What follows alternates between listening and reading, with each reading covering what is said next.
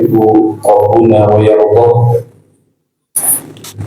وأصلي وأسلم على نبينا محمد وعلى آله وأصحابه ومن تبع هداه إلى يوم لقائه أما بعد.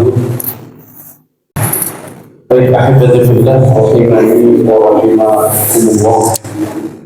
Kita akan mengawali majelis kali ini dengan nasihat yang dikemukakan oleh Al-Imam Al-Ajurri rahimahullahu ta'ala dalam risalahnya Akhlaqul Ulama, akhlaknya para penuntut ilmu, akhlaknya para ulama. Yang mana pada kesempatan yang lalu kita semua telah mendapat nasihat dari beliau bahwa sifatnya penuntut ilmu itu adalah memiliki lisan yang tidak terburu-buru dalam berkomentar.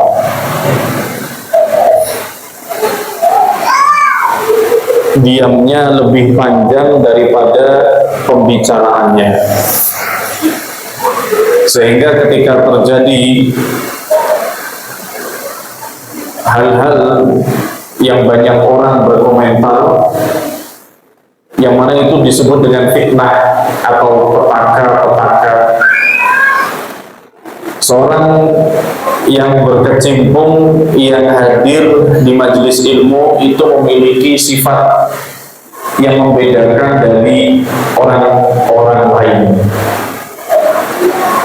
Yang membedakan ia dari orang lain adalah penuntut ilmu itu tidak banyak berkomentar.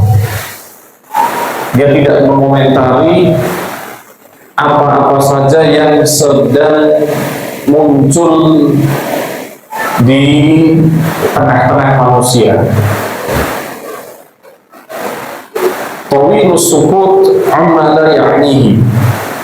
Dia memiliki diam yang panjang pada segala sesuatu yang dia tidak memiliki ilmunya, yang mana itu tidak bermanfaat pada dirinya.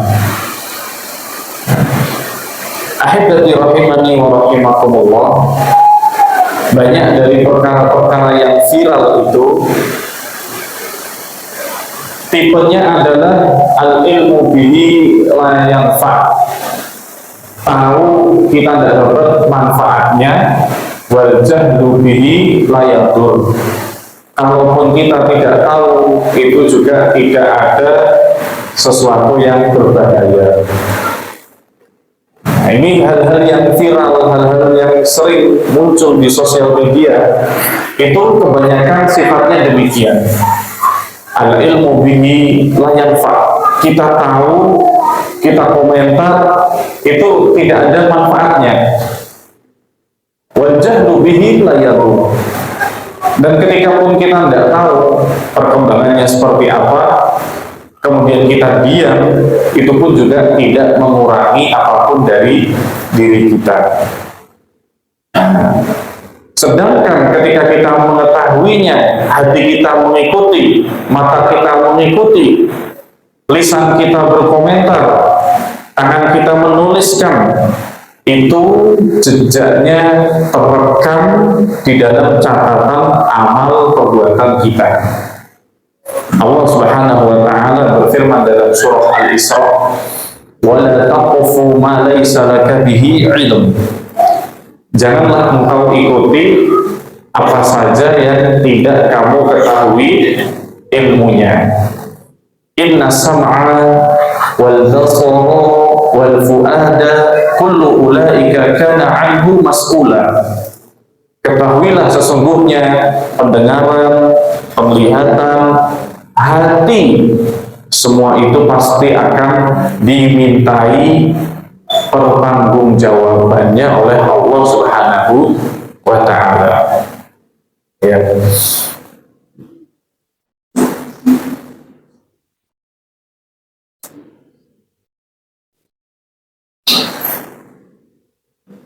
Kemudian yang selanjutnya ya ikhwah, di antara sifatnya penuntut ilmu adalah kullama izdada ilman izdada ishfaqan.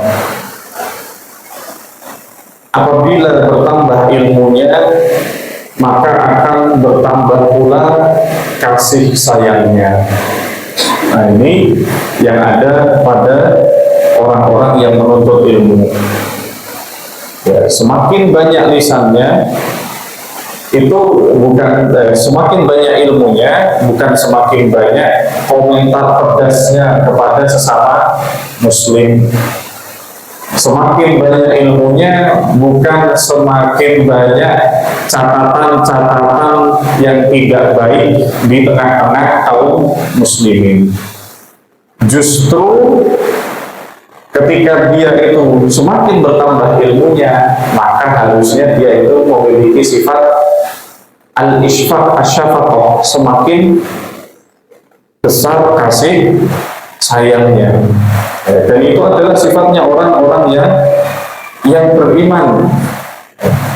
Allah Subhanahu wa ta'ala ceritakan tentang sifatnya pengikut Nabi Muhammad sallallahu alaihi wasallam. Beliau mengatakan, Allah berfirman, walladzina ma'ahu asyidda'u 'alal kuffari ruhama'u bainahum. Dan orang-orang yang membersamai Muhammad, mereka adalah orang-orang yang tegas. Tegasnya kepada siapa? Tegasnya adalah kepada orang-orang kafir. Ruhama'u bainahum, akan tetapi mereka berkasih sayang sesama muslim. Nah, ini jangan sampai terbalik. Kepada orang kafir kita munduk-munduk, kepada orang kafir kita memohon belas kasihan kepada mereka dan menunjukkan kepada mereka belas kasih, tapi justru kepada sesama muslim itu tidak saling menyapa. Sama muslim saling membelakangi, ya.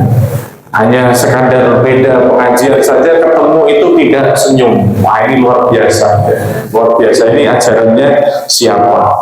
Ya. Padahal Nabi Shallallahu Alaihi Wasallam itu mengatakan hakul muslim alal muslimi situn. Hak muslim yang harus kita berikan kepada sesama muslim itu ada 6. Ya, di antaranya adalah idza laqitahu fasallim alaihi. Kalau ketemu sesama muslim, ya ucapkanlah padanya salam.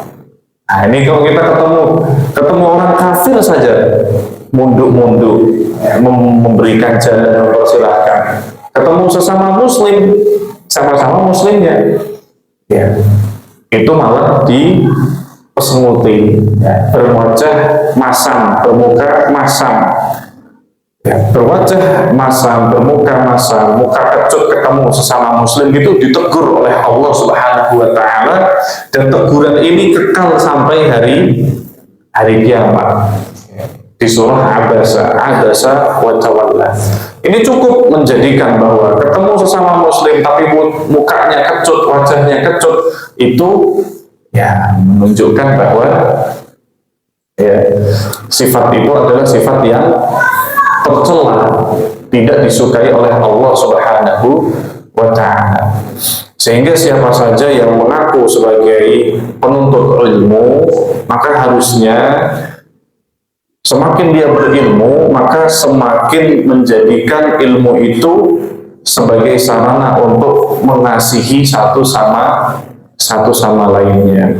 Bahkan dikatakan oleh para ulama, al-ilmu rahimun baina ahlihi. Ilmu itu ibarat rahim bagi para penuntutnya. Bagi para pencari ilmu, ilmu itu ibarat rahim. Ibarat rahim yang mengumpulkan semuanya. Barangkali kita semua di sini tidak dilahirkan dari rahim yang sama, akan tetapi kita semua di sini disatukan pada rahim berupa ilmu. Sehingga di sana ada hak-hak yang perlu diperhatikan sesama muslim, terlebih dia adalah sesama penuntut penuntut ilmu. Baik. Jadi itu adab yang dinasihatkan oleh Al-Imam Al-Ajurri rahimahullahu ta'ala.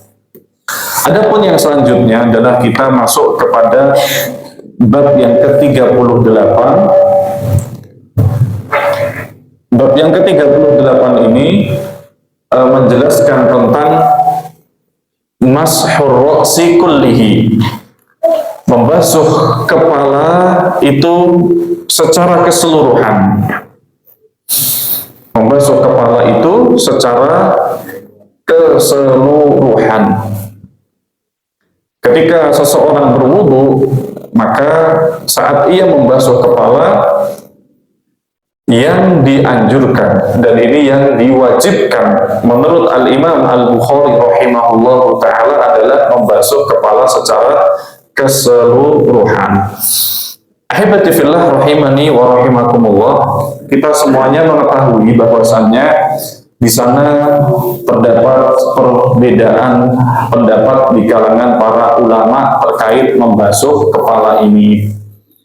Mungkin dulu waktu kita belum belajar ngaji yang seperti ini, masih ngaji yang seperti dulu, itu membasuh kepala itu hanya sebagian dari kepala.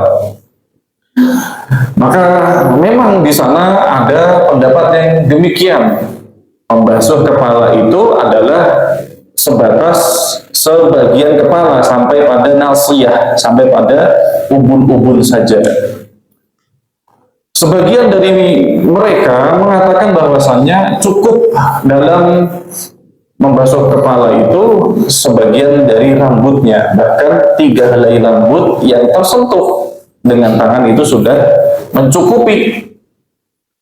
Dan ternyata di sana ada yang mengatakan bahwasanya membasuh kepala itu harus semuanya dari depan sampai belakang. Nah, memang itulah yang ada pada kitab-kitabnya para ulama. Lalu di sini Al-Imam Al-Bukhari rahimahullahu taala, beliau lebih memilih dan menguatkan bahwa yang wajib itu adalah membasuh kepala secara keseluruhan. Ini adalah kadar wajibnya. Beliau mengatakan rahimahullahu ta'ala, liqaulillahi ta'ala wamsahu biru'usikum, dan basuhlah kepala kalian, di surah Al-Maidah ayat yang ke-6. Nah, awal mula perselisihan para ulama dalam permasalahan ini adalah pada lafaz ba ini, wamsahu biru'usikum, dan basuhlah biru'usikum. Sebagian ulama yang mengatakan bahwasannya wamsahu biru'usikum itu adalah sebagian kepala, mereka berdalih bahwasannya ba pada wamsahu biru'usikum ini artinya adalah ba ini sebagian, dan basuhlah ba yakni tab'id sebagian kepala kalian. Dan mereka berdalih bahwasannya ketika Allah Subhanahu wa taala, atau ketika kita ya dari sisi bahasa kita memegang akhadtu biyadihi, aku memegang tangannya, maka yang dimaksud di situ adalah memegang sebagian dari tangannya. Sehingga ba di situ artinya adalah untuk menunjukkan bahwa artinya adalah sebagian. Sebagian ulama yang lain mengatakan bahwasannya ba ini artinya adalah ziyadah. Ba di sini zaidah. Zaidah artinya adalah ya hanya sebagai tambahan lafaz saja yang tidak memiliki makna, Nah, ini tentunya kurang tepat. Adapun yang selanjutnya adalah ba di sini artinya adalah ilsaq. Nah, ilsaq itu artinya idkhal, yakni memasukkan. Sehingga wamsahu biru'usikum, dan basuhlah kepala-kepala kalian, maksudnya adalah gunakan tangan kalian untuk membasuh kepala-kepala kalian. Masukkanlah, yakni tempelkanlah kedua tangan kalian untuk membasuh kepala kalian. Ini menunjukkan makna tambahan, bukan hanya sebatas membasuh saja, menyentuh saja, akan tetapi ya dengan tambahan makna ya berupa ya membasuh secara keseluruhan, membasuh secara sempurna. Biru usikum artinya masukkanlah kepala kalian. Ya, artinya kepala secara keseluruhan itu masuk dalam basuhan. Nah, itu adalah dalil yang pertama dari Al-Imam Al-Bukhari rahimahullahu taala, bahwa ba ini di sini artinya adalah al-ilsaq, artinya memasukkan. Basuhlah kepala kalian artinya kepala kalian secara penuh. Jadi nama kepala itu, seluruh yang masuk dalam kepala itu masuk dalam basuhan. Nah, itu adalah makna dari ba. Ya, wamsahu biru'usikum. Sehingga arti dari wamsahu biru'usikum ini adalah kepala kalian secara menyeluruh. Kemudian yang selanjutnya, nah ini kembali lagi kita mempelajari bagaimana para ulama itu dalam membangun pendapat mereka, sehingga kebenaran itu atau sesuatu yang kita yakini sebagai kebenaran itu harus kita yakini berdasarkan dalil-dalilnya, tidak hanya sekadar mengikuti saja. Nah, kemudian beliau berhujjah dengan perkataannya Sa'id ibnul Musayyab. Ini beliau adalah seorang tabi'in, pemimpinnya para tabi'in, orang yang alim di antara tabi'in. Al-mar'atu bimanzilatir rajuli. Wanita itu sama hukumnya dengan laki-laki. Tidak ada yang membedakan antara laki-laki dengan perempuan dalam ibadah, kecuali yang di sana ada dalil khususnya.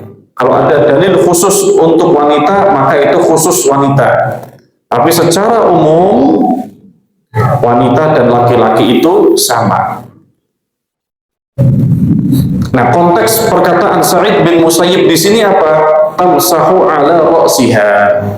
Wanita itu membasuh pada kepalanya, artinya membasuh kepalanya secara keseluruhan. Dan ini di lafaz yang lain disebutkan ar-rajulu wal mar'atu fil mashi sawa. Laki-laki dan perempuan dalam membasuh kepala itu hukumnya sama, berupa membasuh secara keseluruhan.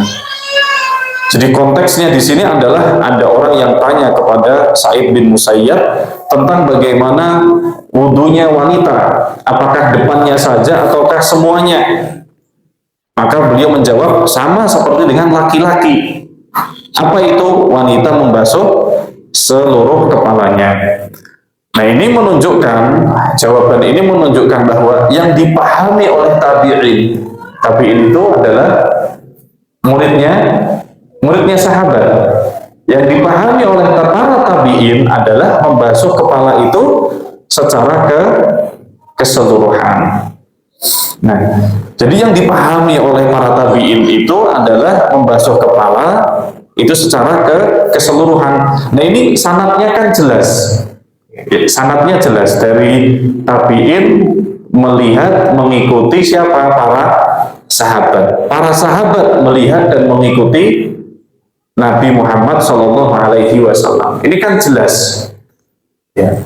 Fatwanya Sa'id bin Musayyab, ini muridnya tabi'in, mengatakan bahwasanya membasuh kepala itu secara keseluruhan. Kemudian ditanyakan kepada Malik. Malik ini muridnya sahabat, cucu muridnya sahabat. Al-Imam Malik bin Anas, sebutannya dari Tobaqoh itu tingkatannya adalah tabi'u at-tabi'in. Beliau muridnya Nafi', muridnya Abdullah ibn Umar. Ayujzi'u ayyam sahabat ar-ra'si, apakah cukup bagi seseorang saat membasuh kepala itu sebagian saja?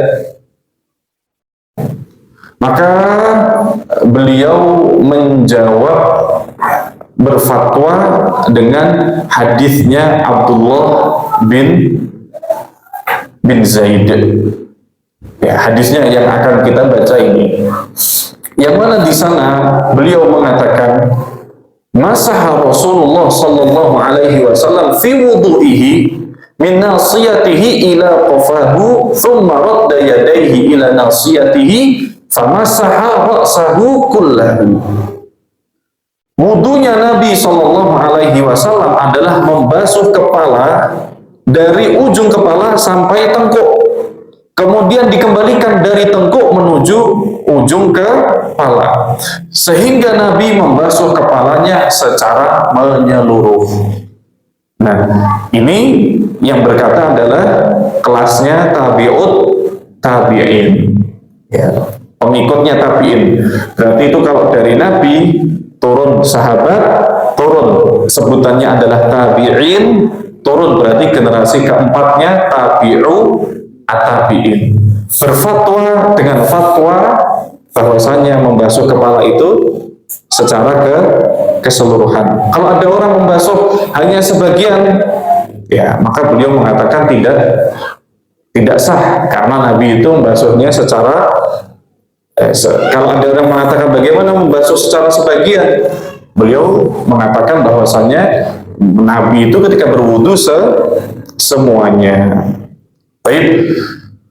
Nah, inilah yang menjadi pegangan dari Al-Imam Al-Bukhari rahimahullahu ta'ala, bahwasanya membasuh kepala itu membasuh secara keseluruhan. Baik.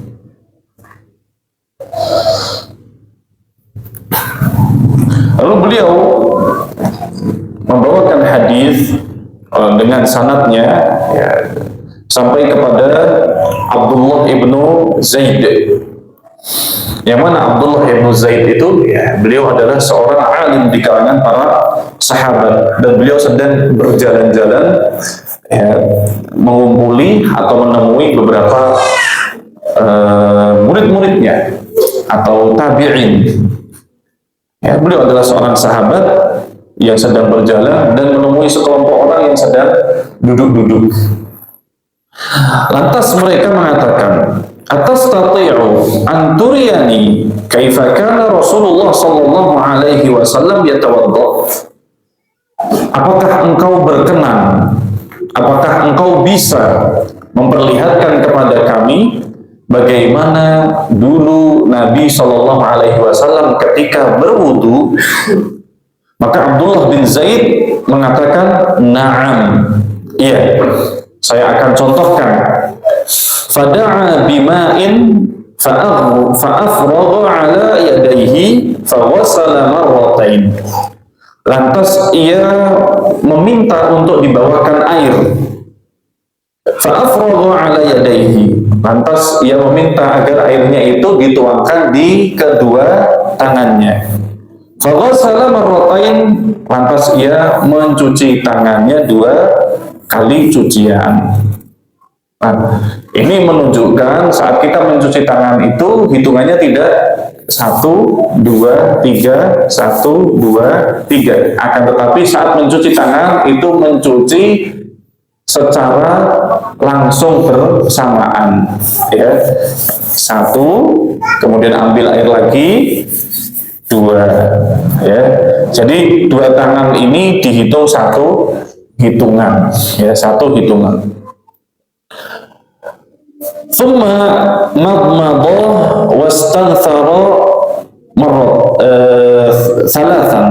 Ya, dan sebelumnya pada tangan itu dicuci 2 kali. Nah, ini menunjukkan bahwasannya yang wajib itu 1 kali, boleh dilakukan dua kali. Nah, kemudian beliau berkumur-kumur dan beristinsar. Nah, ini digabung dengan menggunakan lafaz wa dan, yang artinya bersamaan. Sehingga wudunya Rasul Shallallahu Alaihi Wasallam saat berkumur-kumur itu adalah 1 cerukan air ini untuk kumur-kumur dan untuk hidung, istinsyak dan istinthar. Dan itu dilakukan secara bersamaan. Jadi air sebagiannya untuk kumur-kumur, sebagiannya untuk istinsyak. Dilakukan secara tiga kali. Dilakukan sebanyak 3 kali. Nah, ini menunjukkan bahwasanya boleh dalam berwudu itu satu anggota wudu itu hitungannya sekali, kemudian satu anggota wudu yang lain 2 kali, kemudian anggota wudu yang lain dicuci sebanyak 3 kali. Nah, ini yang dilihat oleh Abdullah ibnu Zaid saat ia mempraktekkan bagaimana wudunya Nabi Shallallahu Alaihi Wasallam. Ketika cuci tangan 2 kali. Kemudian ketika berwudu, ketika kumur-kumur, dia kumur-kumur 3 kali. Tsumma ghassala wajhahu thalathan. Kemudian ia mencuci wajahnya sebanyak 3 kali. Tsumma ghassala yadayhi marrataini ilal mirfaqain. Lantas kemudian ia mencuci tangannya sampai kepada sikunya sebanyak 2 kali. Tadi kumur-kumur 3 kali, mencuci wajah 3 kali, kemudian mencuci tangan hukumnya 2 kali, atau contohnya 2 kali. Ini boleh. Ya, boleh dikombinasikan antara 2 kali, 3 kali, itu hukumnya boleh. Tsumma masaha ra'sahu biyadaihi. Kemudian Nabi atau Abdullah bin Zaid mencontohkan membasuh kepalanya dengan kedua tangannya. Fa'aqbala bihima wa adbara. Ia memulai dari depan ke belakang.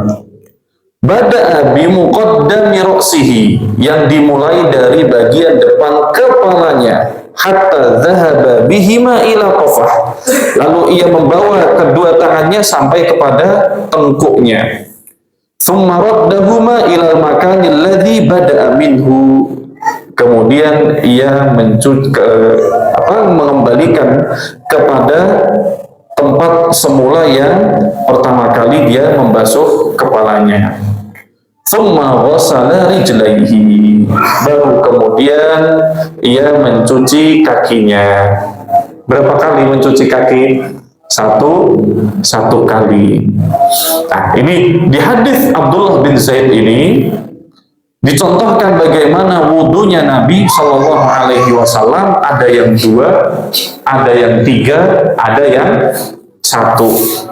Ketika mencuci tangan 2 kali, ketika kumur-kumur dan mencuci muka 3 kali, ketika mencuci tangan sampai siku 2 kali, ya. Kemudian membasuh kepala sekali, dari depan ke belakang, ke depan lagi, lalu mencuci kakinya sekali. Nah, cara berwudu yang seperti ini hukumnya diperbolehkan. Syekh Muhammad bin Shalih Al-Utsaimin mengatakan, hadis ini merupakan dalil ala jawazi ikhtilafil adad fil wudu'il wahid. Bolehnya memiliki hitungan yang berbeda-beda, bilangan yang berbeda-beda dalam anggota wudu di wudu yang sama. Ya, jadi dalam satu wudu itu boleh bilangannya itu berbeda-beda. Tangannya 2 kali, kepala sekali, kakinya sekali, wajah 3 kali. Ini hukumnya boleh. Ya, hukumnya diperbolehkan. Nah, syahidnya dalam hadis ini, poinnya dalam hadis ini adalah ketika beliau mencontohkan aqbala bihima wa adbara, memulai dari depan menuju ke belakang, dimulai dari depan kepalanya sampai tengkuk, lalu kembali lagi di tempat semula. Berarti ya seperti ini, ya, kembali lagi ke tempat semula. Bahkan di dalam syarah Al-Muhadzab itu Al-Imam An-Nawawi rahimahullahu ta'ala itu mengatakan bahwasanya tangan, jari-jari tangan yang kanan ditempelkan pada jari tangan yang kiri agar tidak ada bagian yang terlewat. Jadi begini, ditempelkan jari tangan kanan pada jari tangan kiri. Dalam Al-Majmu' Syarhul Muhadzab disebutkan oleh An-Nawawi itu digabungkan seperti ini. Kemudian kembali lagi. Nah, ini adalah wudunya Nabi Sallallahu Alaihi Wasallam. Baik, kita berhenti untuk adzan sejenak. Ketika berwudu membasuh seluruh kepalanya. Apakah di sana ada dalil yang menunjukkan bahwa Nabi Shallallahu Alaihi Wasallam itu membasuh sebagian kepalanya? Jawabannya ada. Ya, jawabannya hadis itu ada. Yakni hadisnya Mughirah bin Syu'bah radhiyallahu taala anhu, ketika itu beliau sedang safar bersama Nabi Shallallahu Alaihi Wasallam. Lantas beliau memundurkan imamahnya. Nabi Shallallahu Alaihi Wasallam itu memundurkan imamahnya. Imamahnya misalnya ini imamah, karena imamah itu sulit untuk dilepas dan kemudian dipakai kembali. Nabi Shallallahu Alaihi Wasallam memundurkan imamahnya sampai ubun-ubun, sampai bagian tengah sini. Lantas Nabi membasuh sebagian kepalanya, kemudian dibasuhkan pada imamahnya, kembali lagi. Baik. Jadi Nabi membasuh sebagian kepalanya, kemudian sisanya itu dibasuh kepada imamahnya. Kenapa demikian? Yang pertama itu adalah saat safar. Saat safar. Yang kedua, Nabi sedang menggunakan imamah. Sehingga para ulama, terutama dalam hal ini adalah Asy-Syafi'i rahimahullahu ta'ala dan Abu Hanifah, menjelaskan bahwasannya inna dzalika dalla ala anna ta'mim laisa bifardhin. Itu menunjukkan bahwasannya membasuh secara keseluruhan itu bukanlah suatu kewajiban. Buktinya adalah Nabi membasuh hanya sebagian, ya. Kemudian sebagian lagi di atas imamahnya.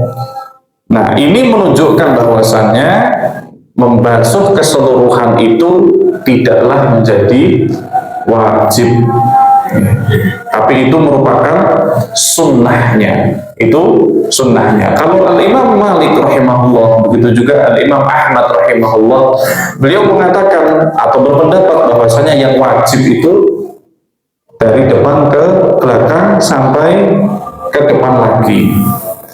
Baik. Nah, kemudian apalagi dalil yang ditunjukkan oleh yang mengatakan bahwa membasuh itu cukup setengah saja atau sebagian saja, ya, tidak wajib semuanya, itu adalah yang diriwayatkan oleh Asy-Syafi'i rahimahullahu ta'ala dalam musnadnya. Ya, dalam Imam Asy-Syafi'i itu punya susunan kumpulan hadis juga. Tapi Al-Imam Asy-Syafi'i itu tidak fokus dalam mengumpulkan hadis. Guru-gurunya di antara muhaddisin itu banyak. Ya, guru-gurunya Imam Asy-Syafi'i dalam masalah hadis itu banyak. Bahkan beliau itu disebut dengan Nasirus Sunnah, penolong hadis, penolong sunnahnya Nabi Shallallahu Alaihi Wasallam. Akan tetapi Al-Imam Asy-Syafi'i itu tidak duduk fokus untuk mengajarkan hadis. Akan tetapi Al-Imam Asy-Syafi'i itu fokusnya adalah mengajarkan intisari dari Al-Quran dan hadisnya. Jadi hasil dari hadis itu apa? Fikihnya apa? Itu yang merupakan fokusnya Al-Imam Asy-Syafi'i rahimahullahu ta'ala. Beliau di samping itu memiliki musnad, kumpulan hadis itu beliau juga punya. Yang mana di sana diriwayatkan dari Atha, ini penukilan dari Ibnu Hajar Al-Asqalani rahimahullah, beliau mengatakan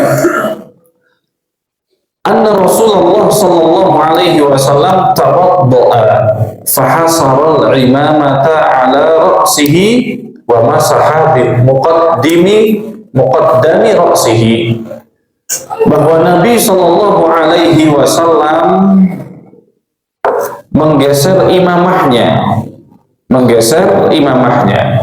lantas kemudian beliau membasuh bagian depan dari kepalanya, imamahnya tidak. Baik.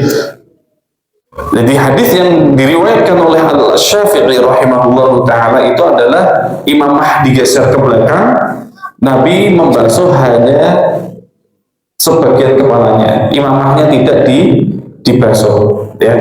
Muqaddami ra'sihi, bagian depannya saja. Ini menunjukkan bahwasanya yang dibasuh itu cuma sebagian dan depannya saja. Akan tetapi ya ikhwah, ternyata hadis ini terdapat ya celah di sana. Ya, bahasanya adalah terdapat kecacatan. Karena hadis itu diriwayatkan dari tabi'in langsung kepada Rasulullah, tidak ada nama sahabatnya. Nah, ini disebut dengan hadis yang mursal. Ya, sedangkan hadis yang sahih itu dia harus urut, sanadnya itu harus jelas, ya, harus berurutan, ya, harus ketemu antara murid dengan guru, itu harus ketemu, harus benar-benar sezaman dan ketemu. Itu baru satu syarat, ya.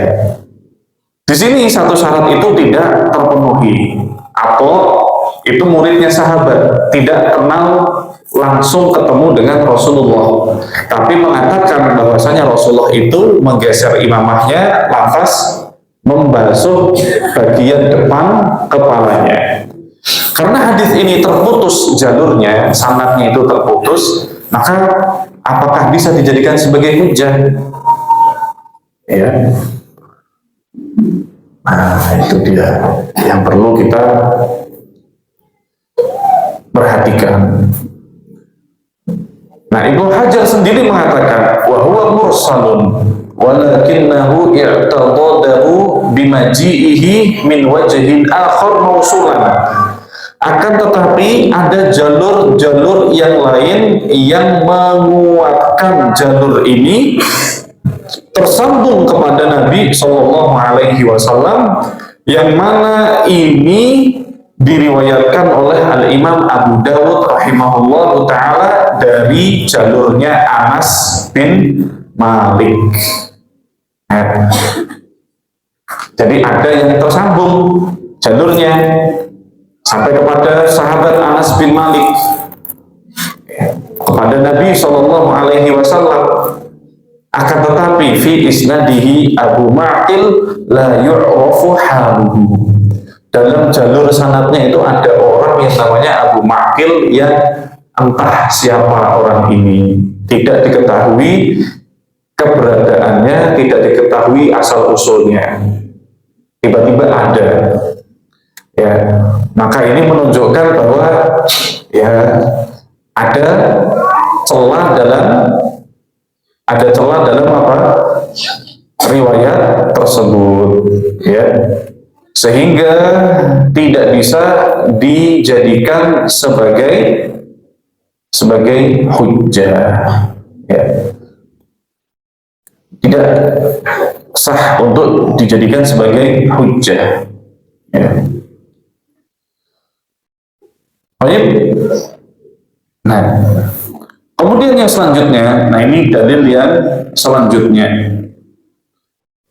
diriwayatkan oleh Al-Imam Ibnu Munzir rahimahullahu ta'ala, wa sahha 'an Ibnu Umar, dan telah sahih dari Abdullah Ibnu Umar, al-iktifa bi mashi ba'dir ra'si, mencukupkan pada membasuh sebagian dari kepala. Ya, walam yasihha ahadun minas sahabati inkaru dzalik, dan belum ada kabar yang valid bahwa para sahabat atau salah satu dari mereka mengingkari perbuatannya Abdullah ibnu Umar, sehingga hal ini menguatkan dalil bahwasannya diperbolehkan dan yang wajib saat membasuh kepala itu adalah sebagian kepala saja. Nah, kalau begitu mana yang kita ambil nih? Oke. Ya, kalau kita menggunakan jalur yang diajarkan oleh Al-Bukhari rahimahullahu ta'ala, adalah saat kita ingin memilih, saat kita ingin berpegang pada suatu pegangan, pada suatu pendapat, itu yang pertama adalah bukan kita lihat pada sosoknya, akan tetapi kita lihat pada dalilnya. Kita lihat pada dalilnya. Al-Imam Al-Bukhari rahimahullahu ta'ala yang pertama membawakan dalil dari Al-Quran. Ya. Ayatnya jelas menunjukkan kepala itu harus masuk dalam ranah basuhan. Artinya seluruh kepala itu harus terbasuh. Yang kedua adalah perbuatan Nabi yang diriwayatkan oleh banyak dari sahabat yang jalurnya itu semuanya sahih. Bahwa Nabi SAW itu ketika membasuh itu membasuh seluruh bagian ke kepala. Baik. Apakah ada pengecualian di situ? Iya, saat menggunakan imamah. Artinya ketika sedang tidak menggunakan imamah, maka Nabi membasuh seluruhnya. Saat menggunakan imamah, karena imamah itu panjang dan harus diputar-putar seperti ini, ya maka Nabi hanya menggeser, lantas Nabi membasuh sebagian pada kepala, sebagian tetap dibasuh pada imamahnya. Kemudian itulah yang difatwakan oleh para sahabat, yang diajarkan oleh para sahabat.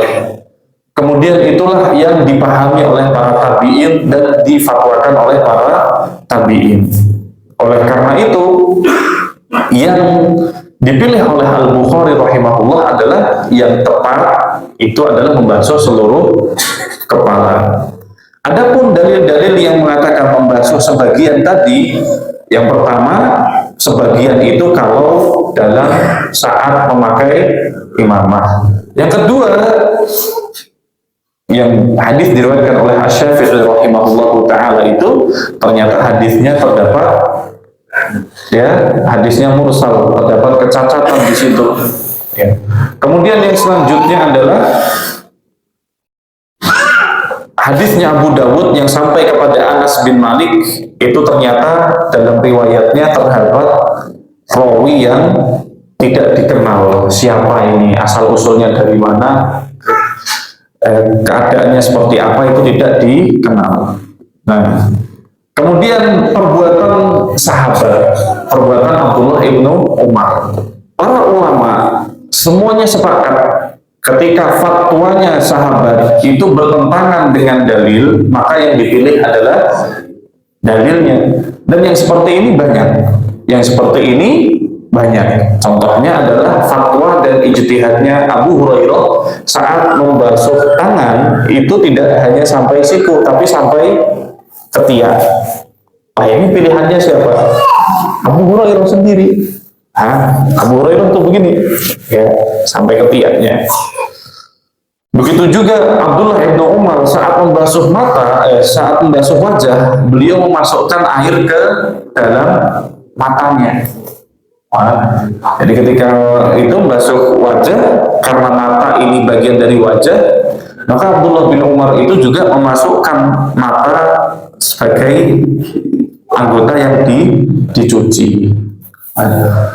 Nah, ketika itu tidak ada atau tidak berkesesuaian dengan dalil, maka yang diambil adalah dalilnya. Ya, tetap kita hormati, tetap kita menjaga kemuliaannya para sahabat. Akan tetapi para ulama secara keseluruhan semua bersepakat bahwa perbuatannya sahabat itu kalau tidak sesuai dengan dalil, ya maka yang dipilih adalah dalilnya. Contoh ini Pak, ya. Contoh, ini kalau seperti ini yang susah orang-orang yang punya uang. Ya. Fatwanya Abu Darda, fatwanya Abu Dzar Al-Ghifari rahimahullah radhiyallahu ta'ala anhu adalah orang itu tidak boleh punya lebih dari 2 dinar. Ya, karena apa? Ya, karena Nabi itu pernah mengatakan, andaikan aku diberi emas sebanyak gunung Uhud, aku sedekahkan semuanya kecuali 2 dinar. Itu dijadikan fatwa oleh Abu Dzar Al-Ghifari bahwasanya orang itu cuman punya uang pegang itu 2 dinar, nggak boleh punya lebih dari itu. Nah, kalau begini diambil, susah. Okay. 2 dinar, 1 dinar itu apa? 4,25 gram. Kemarin hitungannya berapa Pak Sud? Totalnya kalau 2 dinar itu, kalau 1 dinar sekarang 1,5, berarti 1 gram emas itu 1,5 dikali 4,25 berapa?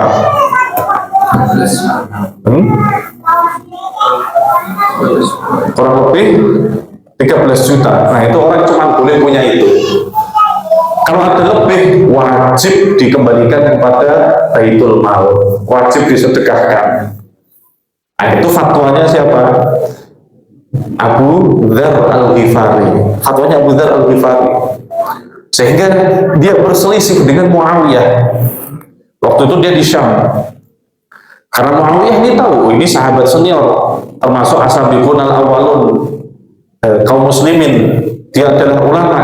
Muawiyah nggak berani, meskipun Muawiyah adalah gubernur Syam pada waktu itu.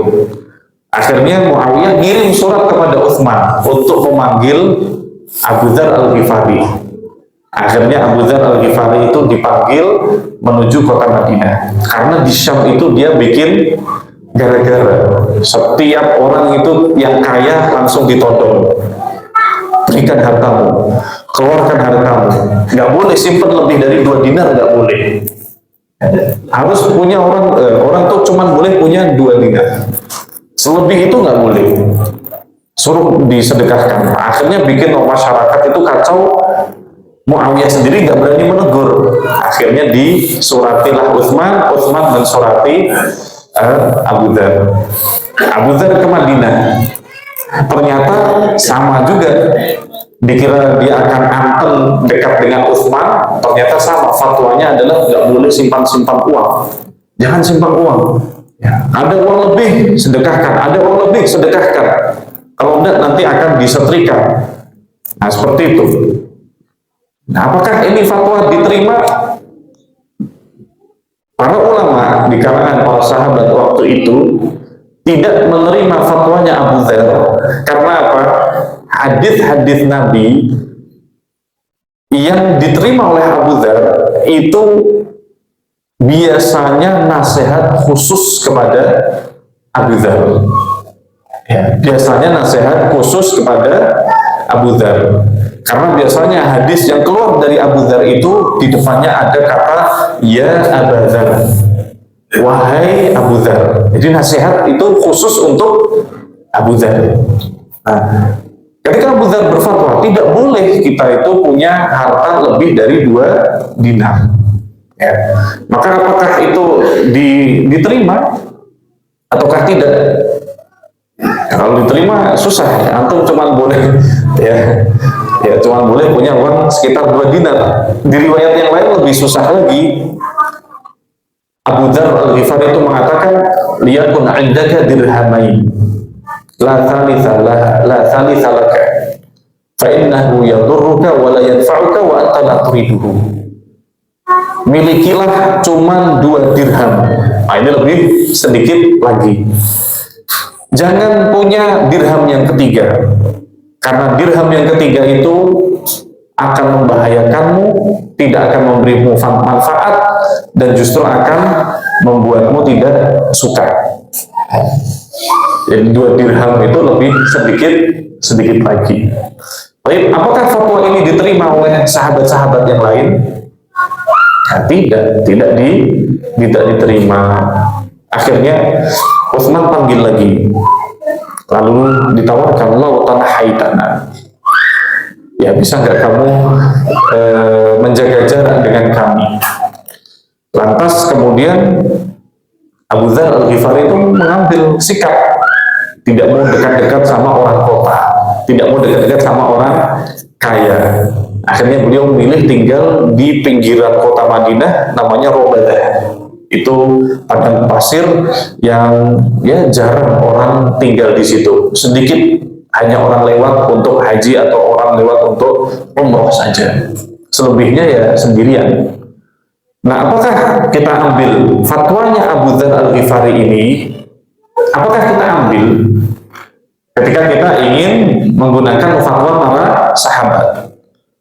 Maka sikap yang benar dalam permasalahan ini adalah fatwa sahabat itu kita ambil ketika tidak menyelisihi syariat, ketika tidak menyelisihi dalil yang merupakan sahih, dalil yang sahih. Ketika ternyata fatwa itu bertentangan atau tidak sesuai dengan dalil yang sahih, meskipun itu dari sahabat, maka kita harus memilih fatwa sahabat yang lain yang berkesesuaian dengan dalil.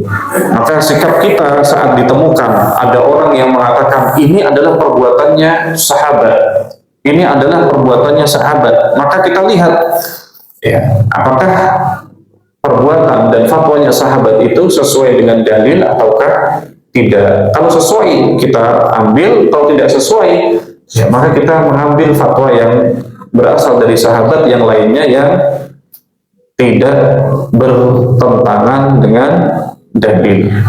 Wallahu ta'ala a'lamu bissawab. Ini yang bisa disampaikan pada kesempatan kali ini.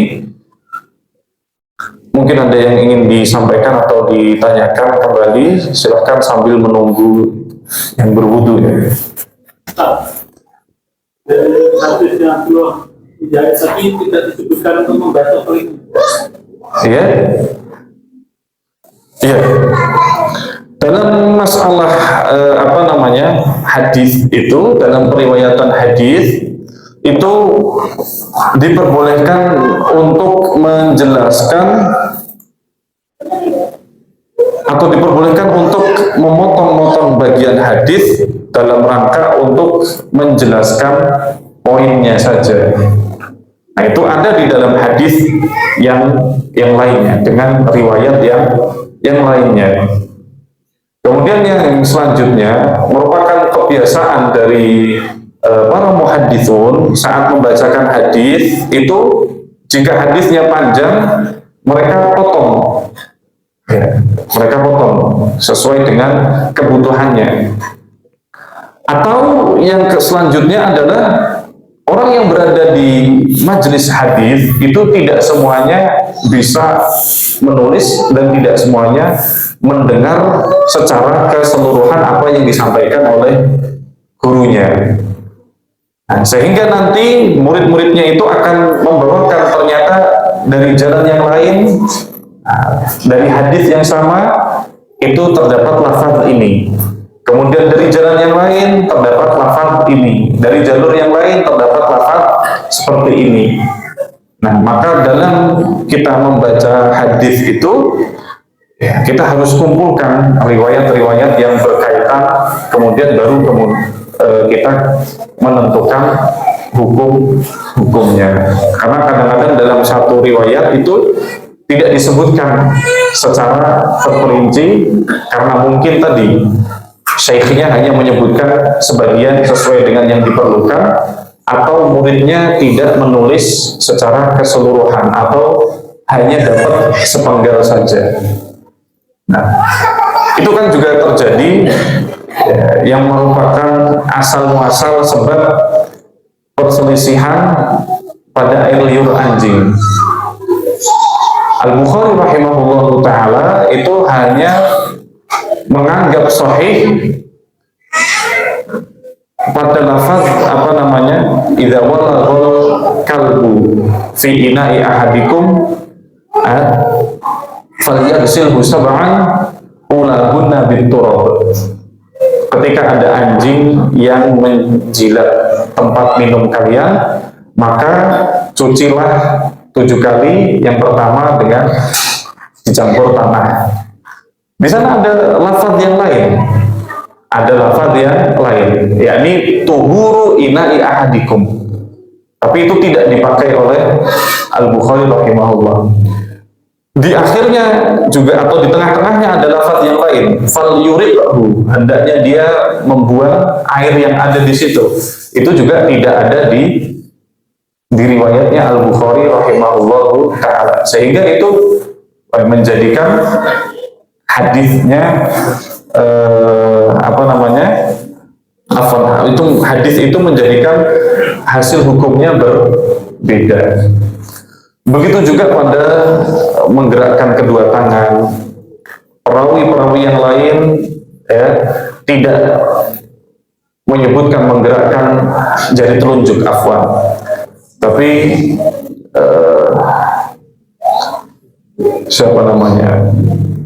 Husain bin Mus'ir, beliau memiliki lafaz itu. Begitu juga dengan lafaz keutamaan membaca surah Al-Kahfi, dan ada keterangannya di hari Jumat. Ada keterangannya di hari Jumat itu. Para perawi yang lain tidak ada, tapi kalau tidak salah namanya Husain ibn Mus'ir itu ada. Nah, sehingga seperti yang antum tanyakan tadi, nah di dalam lafaz ini tidak ada, tapi di dalam lafaz yang lain dari riwayat yang lain itu ada. Kalau antum baca di halaman selanjutnya, itu hadisnya lebih ringkas. Cerita yang tadi secara lengkapnya itu tidak disebutkan. Nah, begitulah kebiasaannya para muhadditsun dalam mereka menulis dan juga menyusun hadis. Ya, itu sesuai dengan apa yang mereka inginkan hukumnya, atau sesuai dengan apa yang mereka dapati dari gurunya. Kadang ada yang dibacakan secara keseluruhan, kadang ada yang terpotong, kadang ada yang tidak terdengar secara sempurna. Wallahu ta'ala a'lamu bis-shawab. Kita cukupkan sekian. Ya. Oke, monggo. Dalilnya untuk menggunakan ayat dalam wudhu, apakah itu alasan untuk dalam menggunakan ayat dan dalil tentang larangan berlebihan dalam berwudu itu disebutkan oleh Al-Bukhari rahimahullahu ta'ala. Itu di awal kitab, dan beliau mengatakan wa kariha ahlul ilmi al-israfa fihi wa ayujawizu fi'lan nabi sallallahu alaihi wasallam. Itu komentarnya beliau. Kemudian di sana juga terdapat hadis yang lain yang mana Nabi sallallahu alaihi wasallam melarang untuk berlebihan dalam menggunakan air meskipun berada di tengah-tengah sungai, meskipun berada di tengah-tengah sungai. Begitu juga ada di sana hadis yang lain yang mana menunjukkan bahwa wudunya Nabi Shallallahu Alaihi Wasallam itu hanya mud, 1 sampai 2 mud saja. Ya, 1 mud segini, 2 mud berarti 2 kalinya ini. Ini menunjukkan bagaimana hematnya wudunya Nabi Shallallahu Alaihi Wasallam dalam menggunakan air. Ya, Wallahu taala a'lamu bishawab. Kriteria untuk terhindar dari islam itu apakah dia menggunakan air apa hanya untuk ketika kemudian menggunakan air dengan sekian itu sudah cukup, maka lebihnya itu menggunakan islam atau bagaimana? Ya.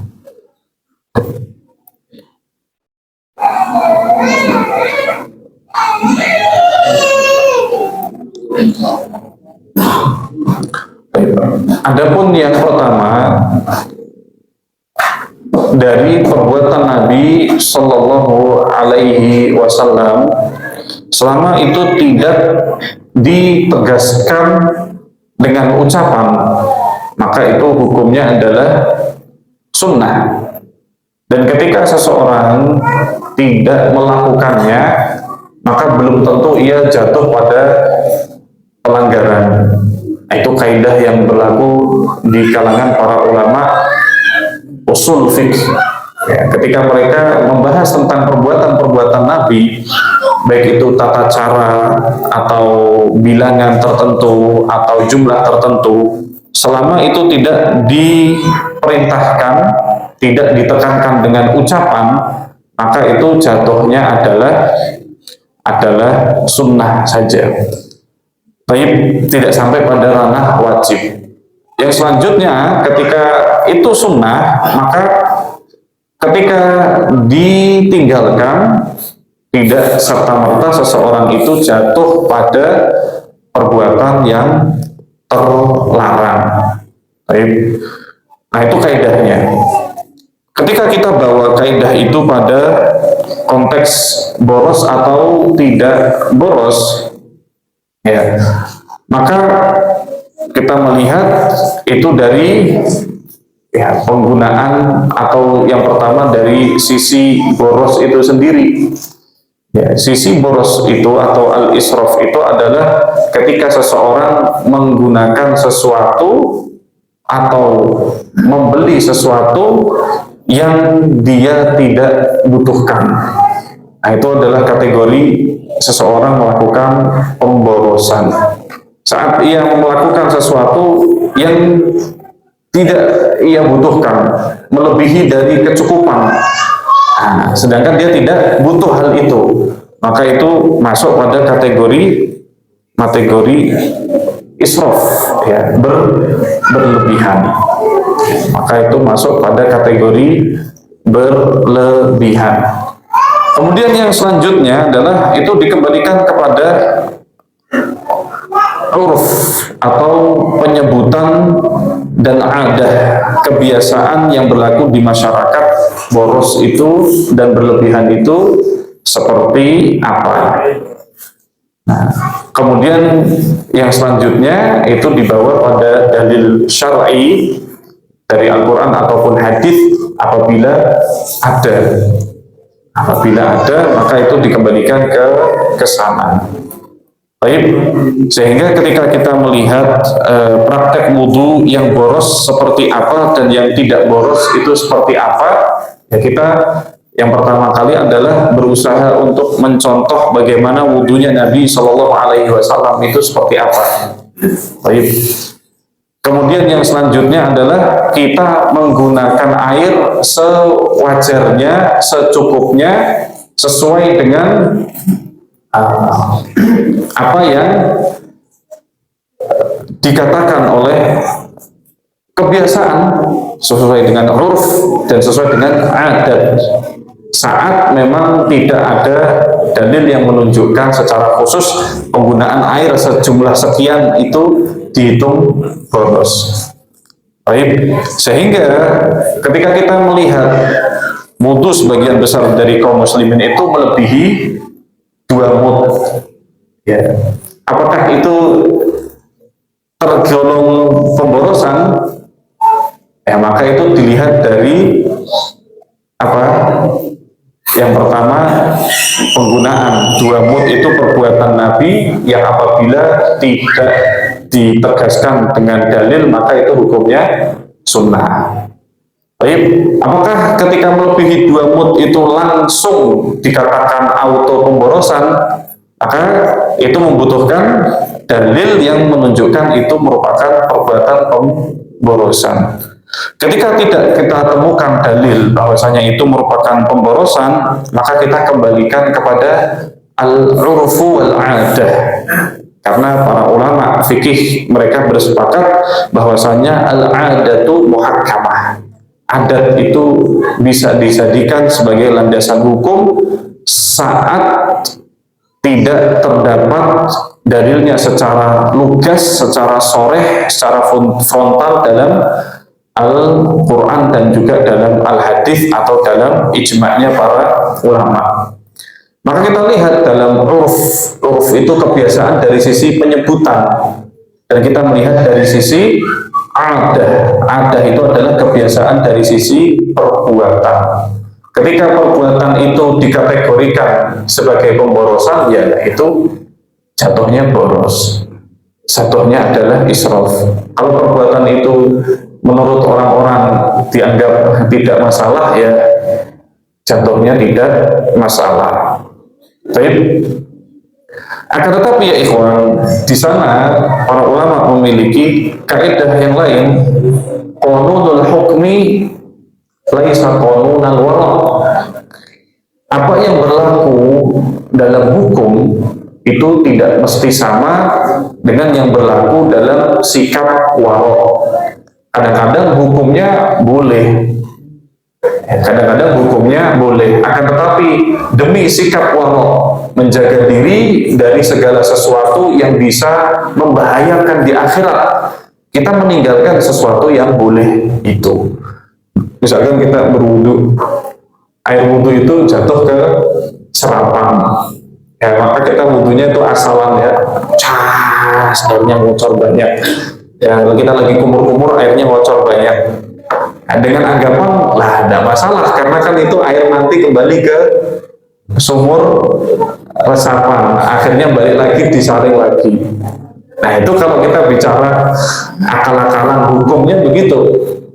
Tapi ternyata di sana para ulama mewasiatkan qanunul hukmi laisa qanunal wara.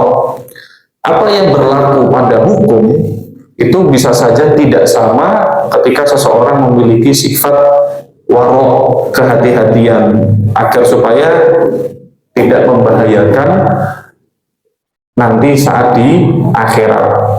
Nah, misalnya pun itu boleh, tapi karena mungkin kita berhati-hati, ya kita memilih jalan yang menyelamatkan kita.